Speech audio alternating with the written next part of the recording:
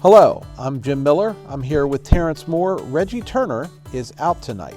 The FlipSide starts right now.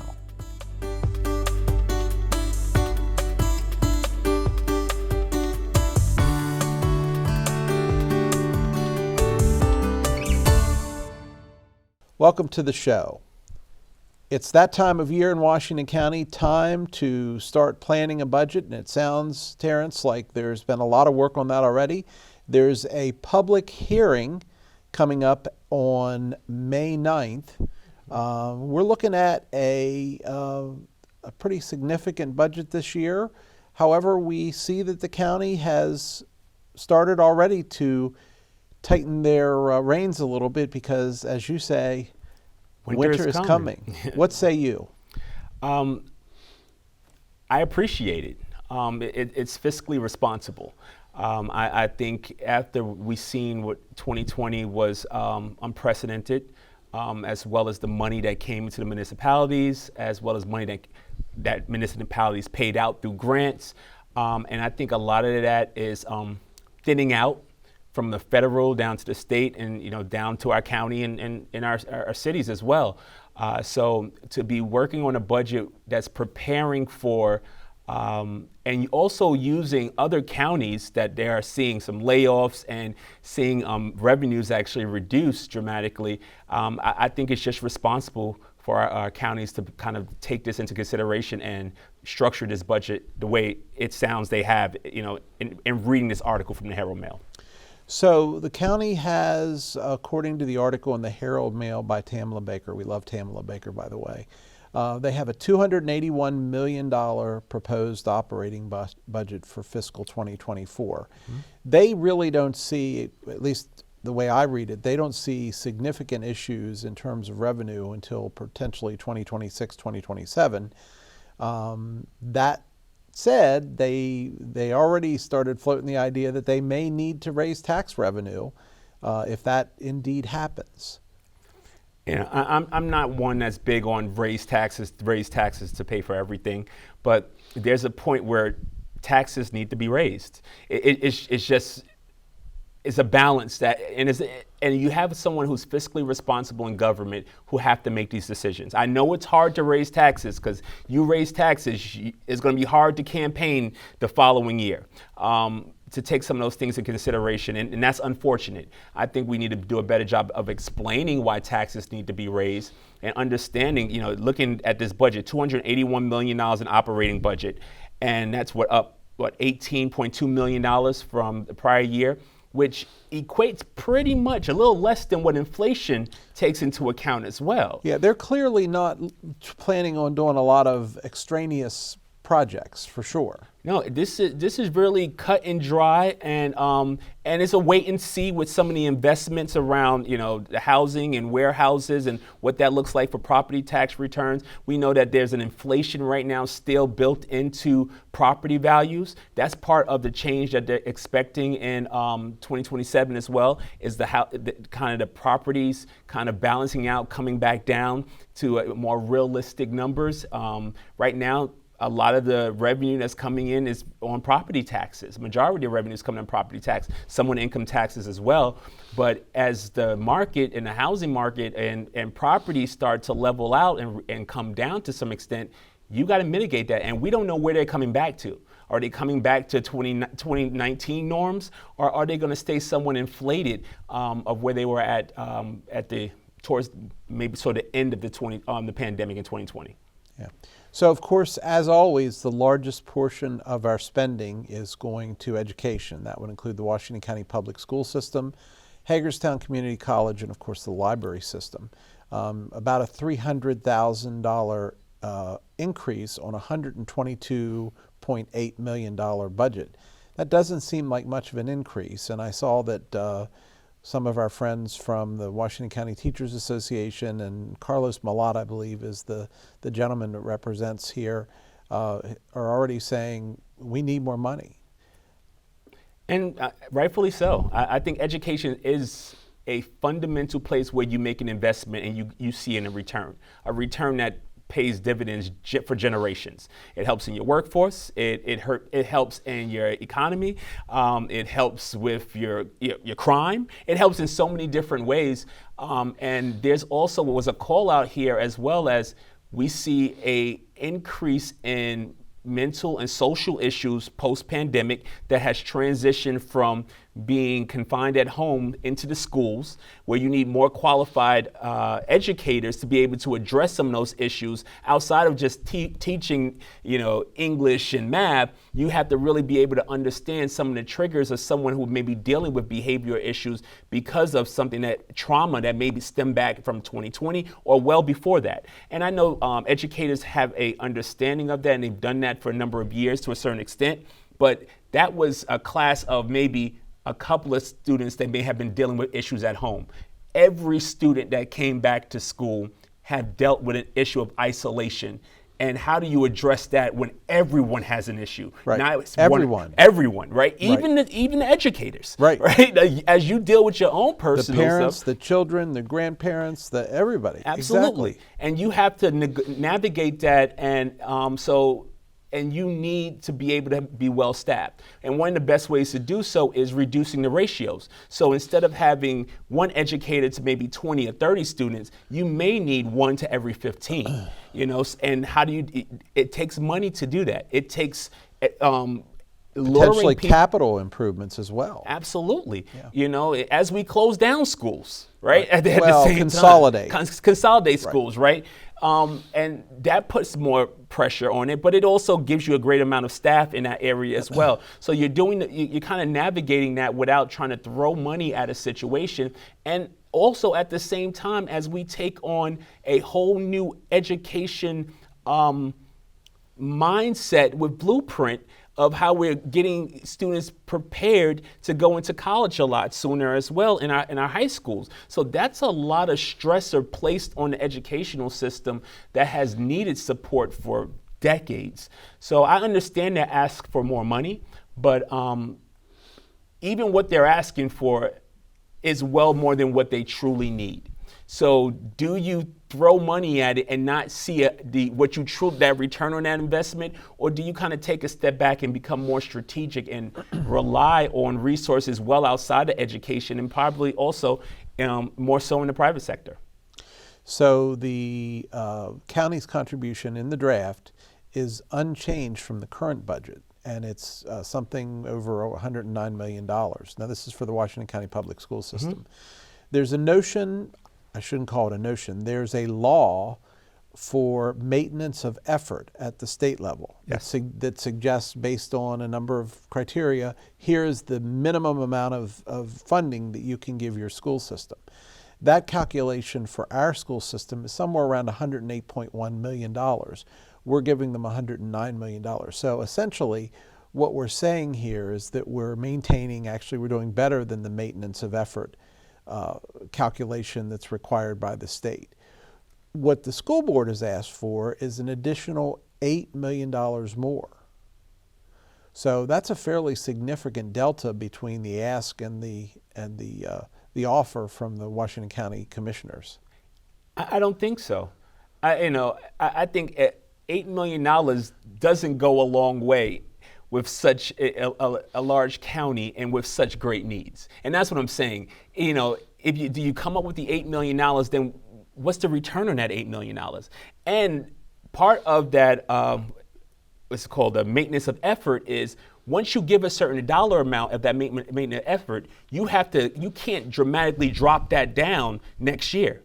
So you set a bar for yourself with that maintenance of effort that you have to stay with as well at a state level. So it can come down incrementally or go up, but when you add such a large number, you can't next year go, now we're not going to give $8 million. You're kind of on the hook for that for years to come, to maintain that state regulatory contribution to your education system. So those things have to be taken into account as well. So I think it's easier said than done to kind of just shift dollars over there. And what is the $8 million? What is that getting us? Well, and again, I don't think we have that level of detail in this budget. We would have to look at the Washington County Public School System budget. And I say us because these are our tax dollars. Yes, they are. Right? And we all benefit from a stronger education, and we want the best for our schools. So in no way I'm not saying that the school system doesn't deserve it or they shouldn't be asking for more. I would like to see where those dollars are spent and how we collectively as a community can throw some support behind it as well. And were there dollars given through COVID and other grants and educational support that came federally directly into the schools as well? And how was those dollars spent? I know there was a substantial amount of money that came into the school system post-COVID as part of ARPA and some of the other initiatives as well. How was those dollars spent and where are they today? Well, this is the same, on a much more grand level. This is the same thing we go through in our households every day. This is a juggling act. We have these needs, and we want to address all of the needs, but we have limited resources, and we have to decide how to expend those limited resources. And the same person that would stand up and tell you, you should never raise my taxes, might also stand up and say, you should fully fund the school system. All right. Well, okay, how do we do that? Absolutely. Because the school system is not the only, although it's the biggest expenditure, well, not just Washington County Public Schools, but the education is the biggest expenditure out of the budget. It's not the only expenditure out of the budget, right? No, 100%. And what I'm kind of driving home to, and I think we're saying the same thing here, is I think there's some details here that the numbers skew your perception. You start seeing $108 million here, another $8 million here, and you go, what are they asking for? Yeah. But we need to see it in context. Yeah. And I think when we see it, and you and I, we've dealt with budgets and things, that bottom line item number is a lot different from how you get there, yeah. Right? And what really contributes to that. And I think we really need to understand what contributes to that and understand the plan. And if you're somebody who complains that I don't want my taxes raised, but we should give money to our education system, are we doing enough to educate that person where their tax dollars truly go?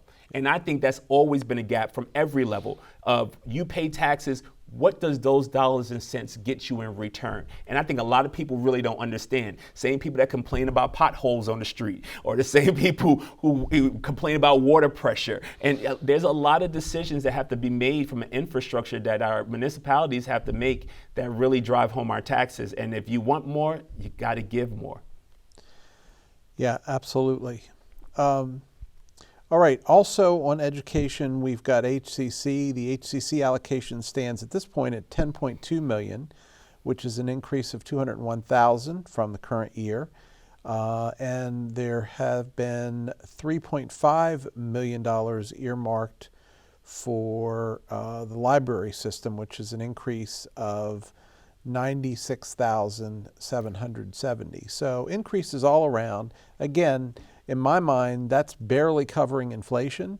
Yep. But to the point you have made several times, what's coming? Winter is coming. Winter is coming, and I'm glad that our county is recognizing that. And historically, we've got several new commissioners on. One that's a returning commissioner, but historically, our county has always been very fiscally conservative, and that's reflected in our bond ratings, and it's reflected in what we have to pay when we need to borrow money to do capital projects. So as much as I would like to say absolutely fund education at the highest level and fund public safety and fund this and fund that and fund the other thing, we have to, it's a balance act. Yep. And just kind of go back to education just quickly, when you talked about HCC, where's HCC getting their students?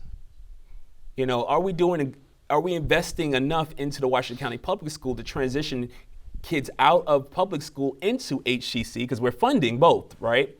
As well as funding workforce development, and also telling kids that, if college isn't for you, you can go right into the workforce. So competing strategies that aren't in sync with one another and aren't targeted to the students who need it the most and kind of being blanketed at times, we really, cut off our nose to spite our face at times.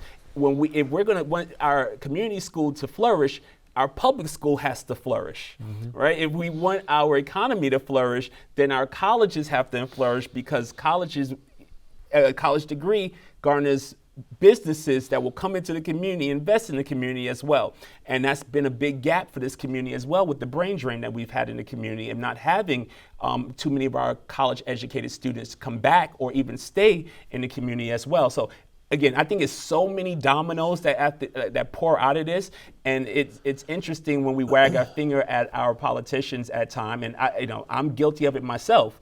I can't say I'm always accurate, but we all do it in a vacuum sometimes. Well, that's right. The view's pretty good from the cheap seats. You go. I mean, because there's a level of granularity and there's a level of interconnectivity that, regardless of how much we try and we research and we read reports and we read articles and look at things, we just don't have that, because it all fits together, just like your home budget, just like your company's budget, just like your nonprofit's budget if you're on a nonprofit. It all fits together, and it has to work, because unlike the federal government, we can't deficit spend. Right. We have to have a balanced budget. Let's talk about public safety for a minute. $75 million with $44.5 million earmarked for the sheriff's office and more than $28 million earmarked for emergency services, another $1.8 million proposed for emergency management and animal control services.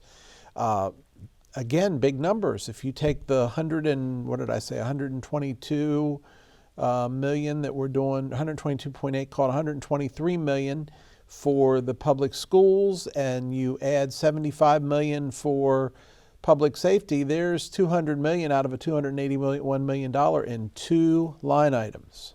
Two very important. Those are two huge line items. I think they cover a lot in a breadth as well across our community.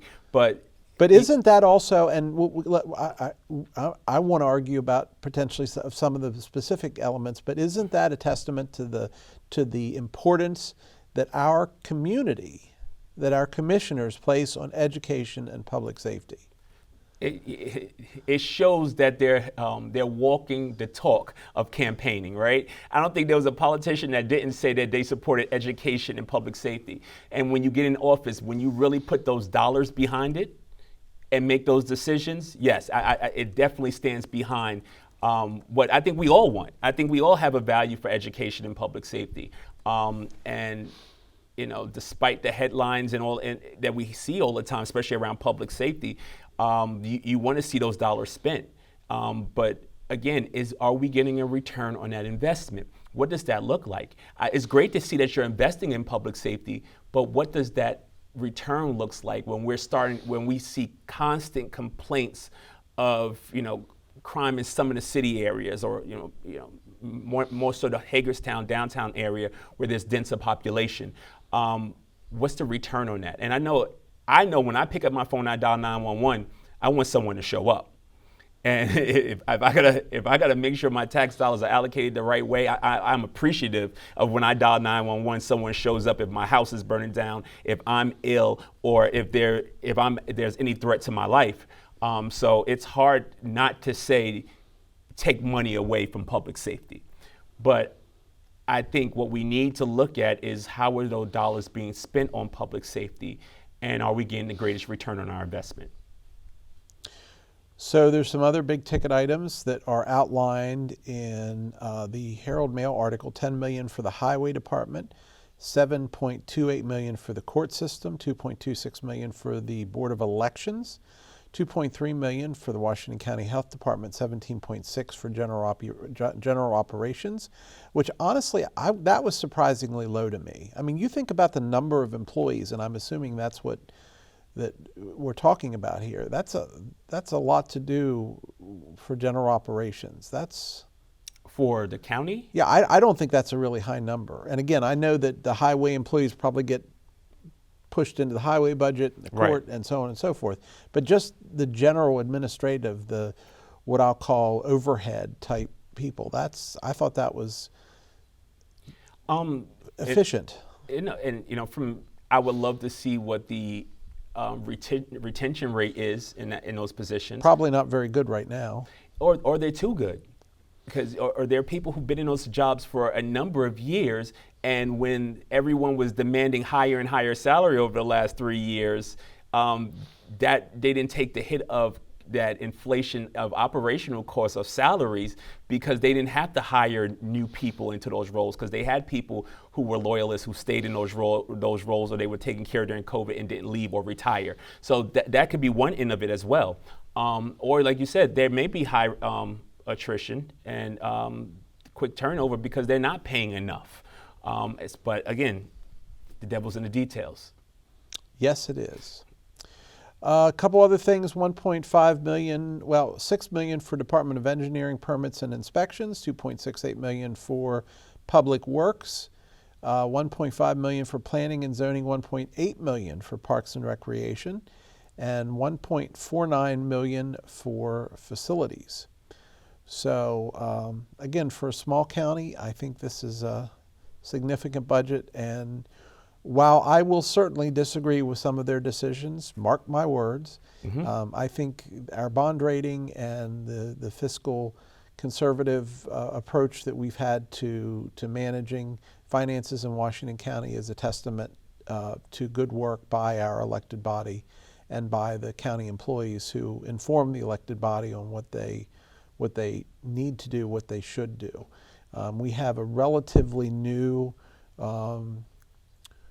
Controller, Chief Financial Officer Michelle Gordon. I think she's been in the job, what, a year and a half maybe? I don't know exactly. Yeah, not very long. But hearing her talk on some of the county commissioners' meetings and seeing some of the data that she's output and her team have output, I think we got a good find in her as well. I'm going to reserve my pats on the back and applause until I can do a deeper dive into the details of the budget and also kind of see where everything falls out in an allocation standpoint. So, the big takeaway for our viewing audience, though, is May 9th. There is this public hearing. If you would like to attend, there's information on it on Facebook and other social media outlets, as well as on the county's website, and I know that the Herald Mail is covering it as well. Yeah. So as great of a job as Tamala Baker did on this article, and I think it was well written. I think it really hit some of the high points. I think it really whet my personal appetite, and hopefully the viewers as well, to say I want to know more. I want to understand more. In a era when every time you're triggered by something, you go shoot out on social media or make a comment, and we're all entitled to do so as taxpayers, especially and as constituents. And there are a lot of people that will comment on the budget of Washington County who have never even read an article about the budget of Washington County, but they know, they are absolutely sure that this is wrong and that is wrong and the other thing is wrong. Right. It's a lot of Monday morning quarterbacks, and we all do it in our time. And, part of our work here is kind of voicing what we will voice amongst each other as well. But there's too much information out there for you not to be informed. So I hope people show up to learn more if they are interested. If not, I'm sure we'll have some points that that's going to trigger us to kind of speak about in future shows. But I really hope people stay engaged on something like this, because over the next couple of years, and I keep saying winter's coming. Winter's kind of here. We're in the late fall. I keep saying that right now. And it points out even in this article about what's happening in other major counties around Maryland right now. You're absolutely right. And we are laggers. So we are. And so we can watch what's going on down the road and say, uh-oh, that's going to come this way. Yep. And it absolutely is. Yeah, they spoke specifically on Montgomery County and Baltimore County and the number of job losses and layoffs that are happening in some of their major sectors around science and technology. Right. And that's a huge sector in those areas of investment over the last maybe 10, 15 years. So they're already seeing layoffs. That's gonna make its way our way some way or another. Yes.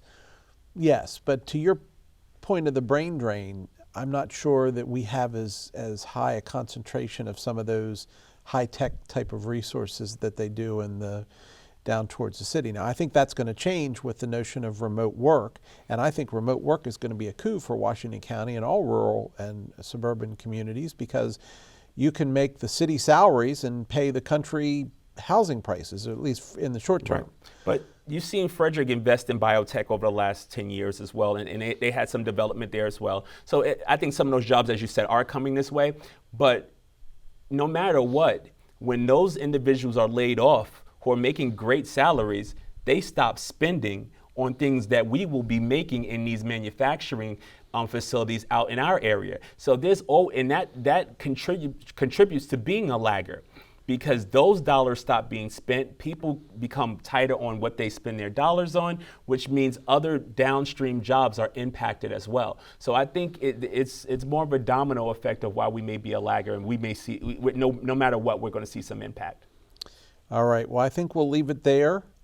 Stay with us. I can assure you, Terrence has already told us there'll be no kudos coming up in the next segment. But if you own a gun, if you're looking at a gun, if you always wanted a gun and you live in Maryland, there are some controversial laws that are on Westmore's desk. Some have been signed, some are still awaiting. We'll talk about that when we return. Stay with us.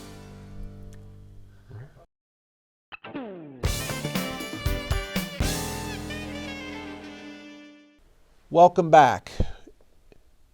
The Democrats are back, and so is the gun laws. Maryland is looking at some significant gun laws that were passed through the legislature this term. Terrence, what say you? This is a delicate situation. On one end, it is scary to go out in public some days, knowing the number of mass shootings that happen in this country. I remember just a couple of weeks ago, I was listening to the news, I was getting ready for work, and I heard about another school shooting. And I was like, oh my gosh, another school shooting. And the reporter said, there's been 90 school shootings. I'm like, wow, 90 this year alone. We're 5 months into, not even 4 months into this year, and we've already had up to 90 school shootings in this country alone.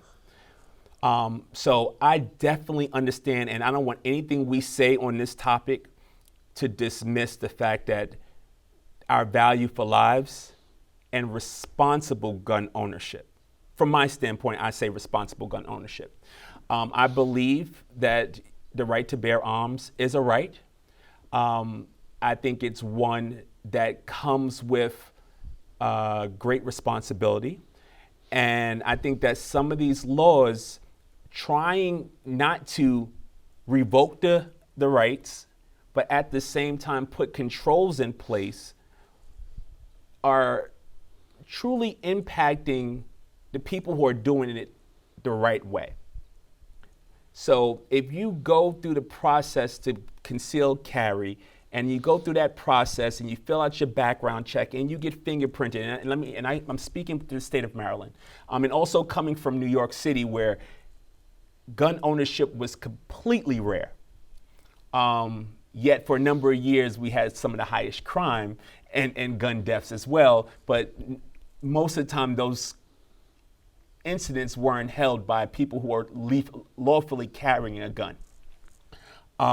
So this is one of those things where we made a big shift in our laws about concealed carry, whether or not you can put the controls in place that the state of Maryland had on everyone. And one of the things where you had to be a business owner, you had to provide certain documentation. You know, there was certain criteria you had to meet to conceal carry in a state.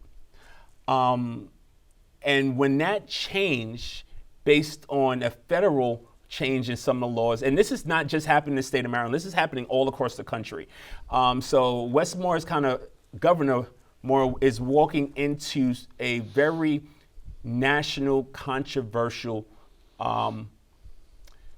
situation here, where he's going to have to pick and choose which bills he signs and kind of a la carte our gun laws for the state of Maryland. And I don't think you make anyone happy when you sign anything around guns into law, whether you're taking them away from people who believe they have the right to carry them, or you're limiting the controls for people to carry them, yet we continue to see them misused and people killed at an alarming rate, especially in mass shootings in this country. I'm not sure how you answer this. And I don't think we can come up with a perfect solution here today ourselves looking at this. We are a very gun-friendly country, and that comes with repercussions. And we are also, we just talked about in a prior segment about mental health and emotional health post-COVID. And we don't know who and how people were harmed mentally and emotionally. And I know that there's people with several firearms in their household, and there is no checks and balances around, are you in a position to do harm? And I know part of this law is tying in if there's an offense and they could come take your guns, and you have to register them. But it's a lot of different laws that really will make up gun legislation in the state of Maryland, and that's putting a lot on a first-term governor and such a national issue that is getting global attention. Right. Well, especially in light of the fact that even the bill sponsor, Jeff Waldstreicher from Montgomery County, Democrat, said when he was introducing it that this will create among the strongest gun violence prevention legislation in the country. So one of the exceptions I take with that is gun violence prevention. I don't see a direct correlation between gun ownership and gun violence. I do have questions about things like, rapid fire AR-15s, and do we need those to go hunt deer or even protect our household? I do question about if you have a gun, if I'm carrying a gun and you upset me, just like road rage, does that escalate further because I have that firearm at my side than it would have if the only thing I had was my fists? And I think there's an argument to be made that it might.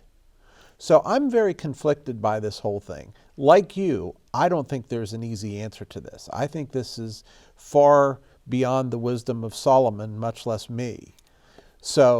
But I think we need to try some things, and I think we need to learn from what other states have done, and did it work or did it not work? And I think some of the gun laws have clearly not worked. Yeah, you say that. I remember my father had a saying when I was younger. He said, the worst thing that can happen is you confront a coward with a gun, because they'll shoot every time.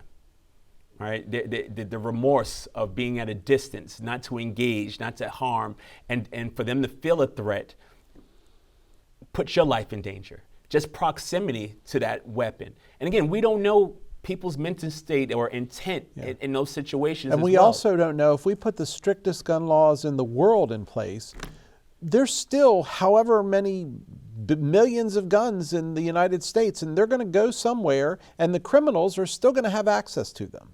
But by the same token, and here's my position, summed up in 2 sentences. I want to live in a place where I can own a gun. I want to live in a place where I don't need to. Agreed. Ideally, if you can tell me that I can be, that you can secure me and I can be safe, and I won't need a gun to protect myself or feel like I'm in harm, then take every single gun I own. You can have them. That's fine. But we can't say that, and we never can. Well, there's an economic concept called the law of diminishing marginal utility. And I might be referencing the wrong economic concept, but basically my point is this, that, let me just state it another way. If you have a 0.5 acre yard, you're not going to go out and buy a tractor with a 72-inch cut that they might use to do a mowing at a golf course, right? You're going to buy a little push mower, or at best a little riding mower. That's where the gun ownership thing gets to me. I don't know why I would need 50, 60, 70 guns in my house, or even 5, 6, 7 guns in my house. I'm not a hunter, right? yes, I want to be protected, but now there's other means of protection. I just think the breadth of gun ownership has expanded past, I just want to protect me and my family, right? Because you need one weapon to do such, right?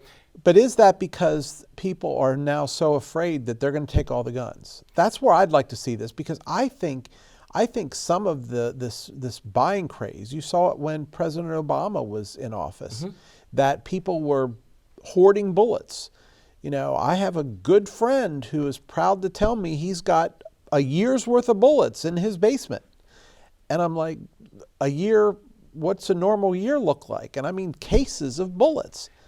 But again, I think we also have marketing tied to gun ownership. And I don't believe it's about, I need to own a gun to protect myself and my family. I believe now I'm a collector. Now it's a status symbol. Now I'm taking pictures with my AR and I'm at shooting ranges and I'm out and, you know, I'm hunting maybe, you know, people have guns that never been hunting before. I just think, you know, we have television shows that glamorize doomsday prepping. You know, so it's hard, you know, it's hard to say, oh, it's only because someone wants to protect themselves. It becomes, in some people, a status symbol or novelty, or, you know, it's not really, but as soon as the threat of taking their guns away, it becomes the core value of protection. Right. But is it really that? And no, I don't want a huge tractor when I have an acre of land.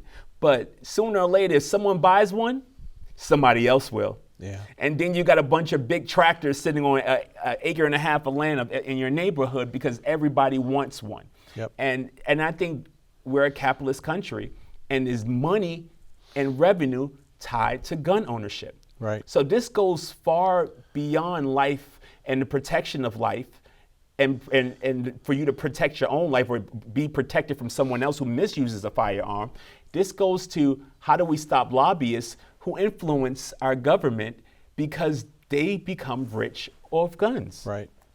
Well, one of the things that I heard from some of the gun rights group is that this measure is sure to go to the Supreme Court because they say it's blatantly unconstitutional. Whether it is or not, I can't speak to. I'm not a lawyer. But I have no doubt that gun legislation as a whole will go to the Supreme Court at some point, especially in light of the fact that, at least at the moment, the court has more of a conservative side than it does a liberal side. And I say this all the time. I know common sense isn't as common as it once was, but there's certain laws that just make sense. Like one of these laws says you shouldn't be bringing a firearm into a school. How can you debate that? Well, you can't. You shouldn't be bringing it onto somebody's private property. I don't want you with guns on my private property. Then you shouldn't.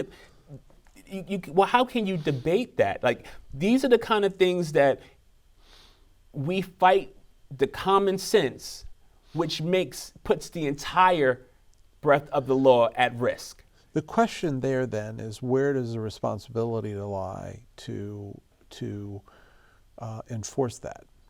Do you, as the homeowner, say, when you send out a party invite, say, come to my party, no guns allowed, no firearms allowed? Maybe. The question is, does the state need to make a law on what you and I consider to be common sense? And I don't know the answer to that one either. But those are the questions that come into my mind. Because sometimes we make laws that are reactionary, that really, frankly, make no sense. I walked into Walmart today and, you know, put them aside, the brand. But I looked at the sign and it said, please do not open carry in the store. A sign had to be placed out there that you shouldn't be open carrying in the store. In a store, and I don't believe there's open carry in the state of Maryland. So why should you have to tell someone that? And these are the issues that I have there as well. You know, if waiting 10 days to get your firearm or a cool down period, why are you upset and why are you fighting that law? Yeah.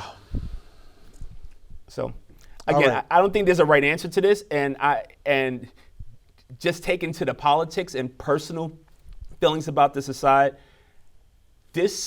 we talk about Governor Moore and making a stance for his future and heading towards the White House. Could this be one of those moments that you want to have the toughest laws, that you make a national statement? Depends. It depends on where the independents lie on this, because quite frankly, they're the ones that decide who gets elected. The Republicans go and, 17% of them in Washington County go to the primaries and vote for the Republicans that they want, and the Democrats go, or 70% of them go on the primary and vote for who they want. The general election, it's the independents that make up the difference. And those independents include people who are registered Republicans, who are registered Democrats. Mm-hmm. All right, next up, Fast Five. Stay with us. We'll be back after this commercial break.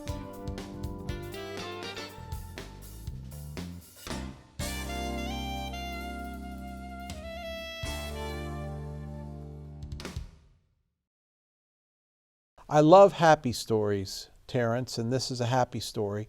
Gordon's Grocery, which is a small mom and pop grocery store out in the North End, is celebrating 100 years this weekend. They opened the neighborhood groceries on Cypress Street in April 19, 2023. There was an excellent article by, again, our friend Tamala Baker in the Herald Mail this week. And they're actually, I think, having a block party this Saturday. Yep. So we encourage all of our viewers to go out and sample. I'm told, and I must admit I have not been there, but I intend to go out on Saturday, but I'm told they have some of the best crab cakes in the county. So what say you? Crab cakes amongst other things as well. I know my waistline stays away, but my appetite would love for me to be out there this weekend and enjoy as well. It's great to see longevity. We're founded, and I still believe the foundation of our community are small business owners. And to see a small business owner, that's a lot of ebbs and flows in our economy and society in 100 years to weather that kind of storm. So congratulations to Gordon's Groceries, and even I know one of their partners as well is our Senator Paul Quarterman. So congratulations to him and his family and everyone at the grocery store. So yeah, apparently Paul's late father, Jack Quarterman, was an avid shopper at Gordon's, and one of the quotes in the Herald Mail article was one of the family members suggesting that the thing they loved about the business the most is getting to know their customers, interacting with them. And I'm reminded of the Andy Griffith Show in Mayberry and walking into Floyd's barber shop or whatever the case may be. Clearly an amazing thing for a business that size to have continued for 100 years. And we hope they're here 100 more. Yes, congratulations. Next topic, we had some notable deaths this last week. That's a U-turn you took right there. Yeah, that is a big U-turn. But we're celebrating here too, because yes, both of these people, they deserve to be celebrated. Former House Speaker, when I say House of Delegates in Maryland, Cass Taylor. I remember his signs way back when. Cass Taylor, Speaker of the House, when he was running for office. He died at 88. Cass was one of Maryland's longest serving House of Delegate speakers. He was the first speaker from Western Maryland in 100 years, and just had an amazing life of community service. He's from the Cumberland area, and he owned a restaurant in Cumberland. What say you? I didn't know much about him.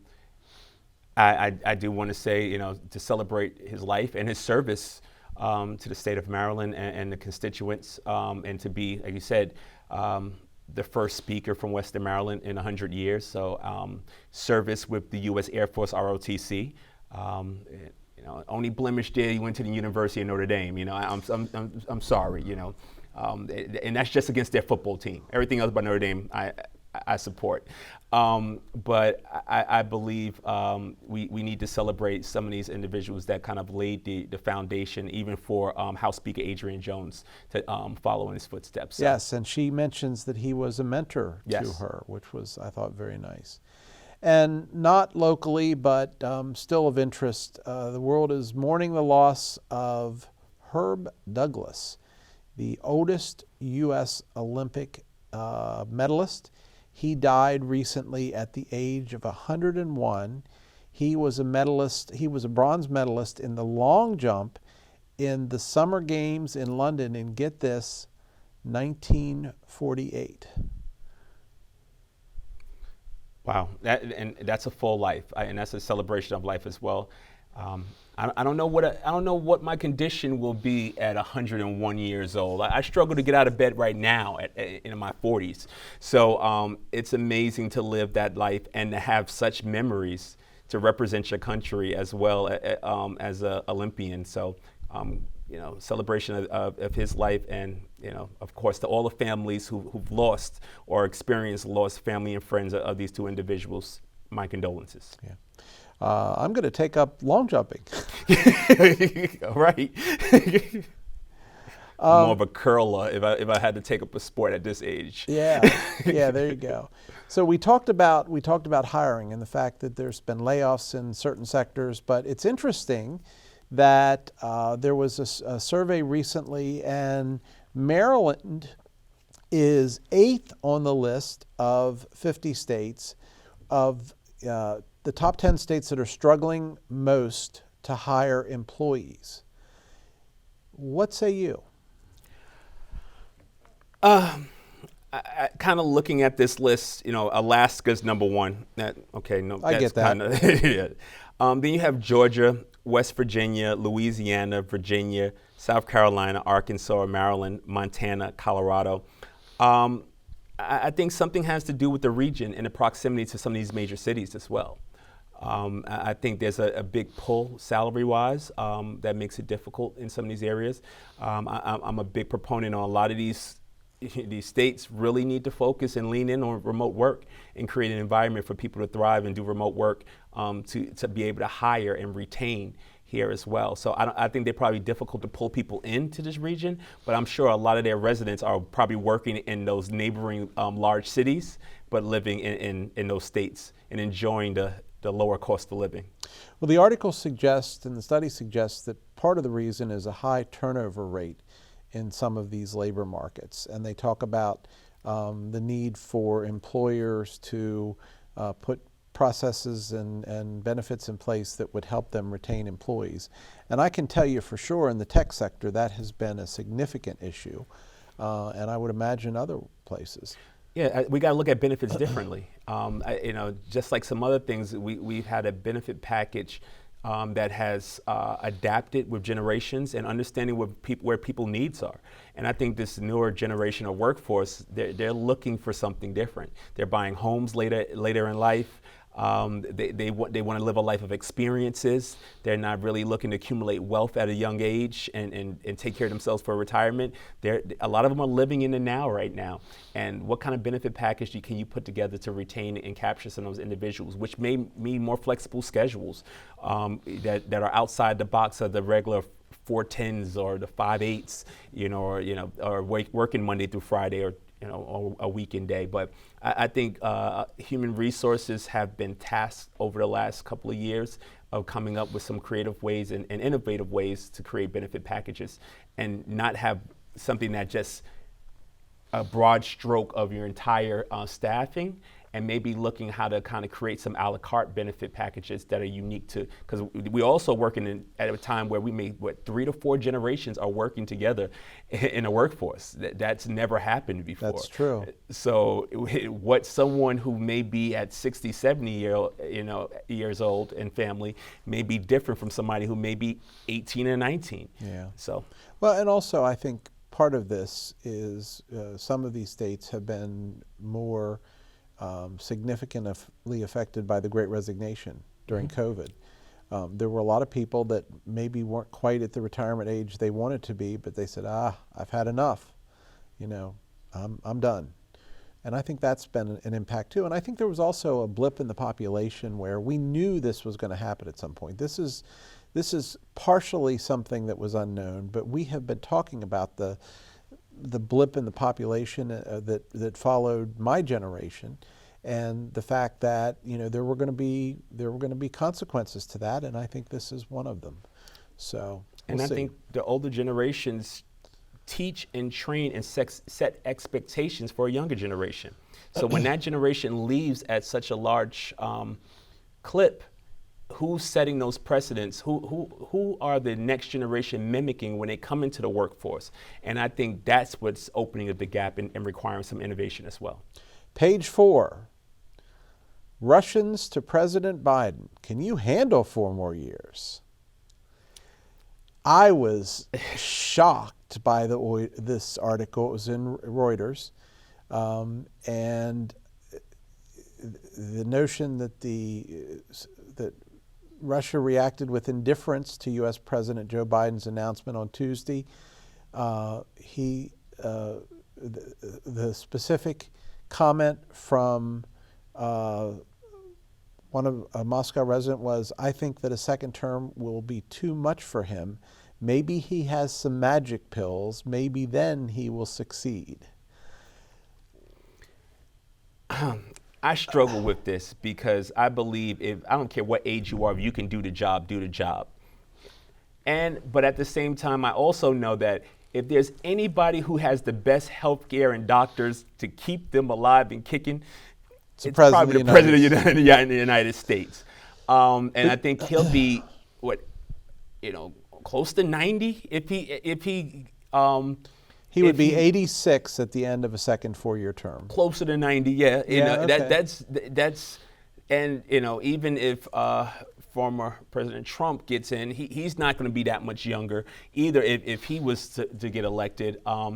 But I really believe that age is a number until you can't do the job. And I hope he'll make the right decision to do right by the country and not by what he thinks he's capable of, but knowing what he's truly capable of. And I hope he's surrounded by people who can tell him that as well and know what's the right thing to do. But he vehemently came out and said, I'm running. I'm in. I'm doing Let's this again. finish this, I think were his words. Yeah, and I'll admit, I didn't think he was going to go.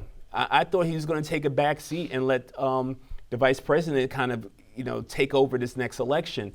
But having her back there as a plan B also helps as well to kind of push him forward. But I think he should have answered and took his shirt off and got on a white horse like Putin did and just said, who wore it better? That's it. But you can't take what Russian says about us too seriously anyway. So. All right. Well, there has been an increase apparently in home runs in Major League Baseball, and a new study shows that global warming is to blame. What say you? Oh, gosh. Another issue where something serious becomes so trivialized because you just apply it to everything. Global warming is a real thing, is a serious thing, and we should address it. We should not be attributing home runs to global warming. How about we attribute it to they changed the baseball? How about we attribute to the size of the players? Look at Aaron Judge as a home run king for the Yankees, standing almost 6'6". Yeah. That's not the average size of a baseball player over the years as well. Right. These parks their sizes have changed. You don't have the big green walls in the field like they have in Boston. There's a lot of things you can truly attribute it to, and the fact that baseball needs more home runs because it was losing fans. So, of course, they did everything possible to ensure that baseball became more exciting, which means more scoring. And I don't believe it have anything to do with global warming. All right. I would tend to agree with you, but I will tell you that they're already talking about what adjustments they need to make to stadiums and rules and other things to combat this theoretical connection between global warming and somebody knocking one out of the park. Save the planet first. Worry about the game later. There you go. All right. With that, that's all the time we have for tonight. We hope you will like us on Facebook. We hope you'll follow us on Twitter. We hope you'll send us your feedback to feedback@theflipsidetv.com. That's feedback@theflipsidetv.com. Most importantly, join us here again next week for an episode of The Flip Side. Good night.